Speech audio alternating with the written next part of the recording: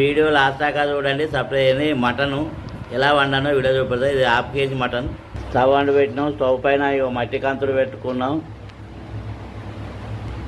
అందులో 2 చెంచాల కొబ్బరి నూనె, ఇది వంట చేసే కొబ్బరి నూనె, కళ్యామాకు, పచ్చిమిర్చి, ఉల్లిగడ్డలు దూరగా గోలించుకోవాలి. 1 బిర్యానీ ఆకు, 2 లవంగాలు, 1 ఇంచు దాచిన చెక్క, 4 మిరియాలు, 2 యాలక్కాయలు, 1 చెంచాడు పసుపు, 1 చెంచాడు అల్లం వెల్లిపాయ, 1/2 చెంచాడు ఇంగు, పుదీనా, కొత్తిమీర, మటను ఇందులో వేసుకోవాలి.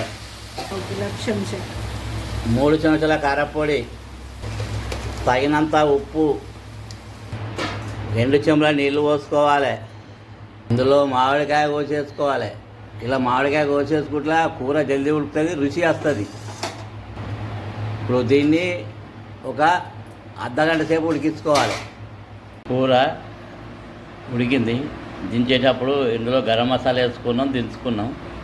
ఇప్పుడు మటన్ కూర రెడీ అయింది, గుమగుమలాడుతుంది.